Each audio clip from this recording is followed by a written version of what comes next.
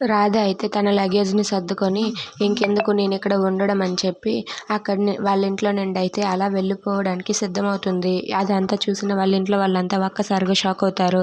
ఇక శ్యామ్ అలాగే శ్యామ్ వాళ్ళ అమ్మ మధుర వాళ్ళు ఏంటమ్మా ఎక్కడికి వెళ్తున్నావు అని చెప్పి అడిగితే, నేను ఈ ఇంట్లో ఉండడం కరెక్ట్ కాదు అత్తయ్య, మీ కోడలు రుక్మిణి ఉంది కదా, మరి నేను ఉండను అని చెప్పి రాధ అయితే తన లగేజ్తో సహా అక్కడి నుండి వెళ్ళిపోతుంది. అది చూసి ఇంట్లో వాళ్ళంతా ఒక్కసారిగా షాక్ అవుతారు. ఇక రుక్మిణి అయితే చాలా హ్యాపీగా ఫీల్ అవుతూ ఉంటుంది.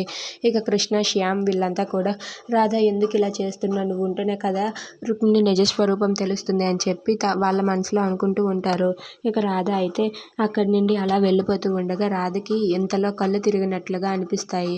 ఏంటి నాకేదో కళ్ళు తిరిగినట్లుగా ఉందని చెప్పి అలా కింద పడిపోతుంది. అది చూసి ఇంట్లో వాళ్ళంతా అమ్మ రాధ ఏమైంది అని చెప్పి దగ్గరకు వస్తారు. ఇంతలో కృష్ణ అయితే రాధకి ఏమైంది అని చెప్పి రాధ చేయి పట్టుకొని చెక్ చేసేసరికి తను ప్రెగ్నెంట్ అని తనకి అర్థమవుతుంది.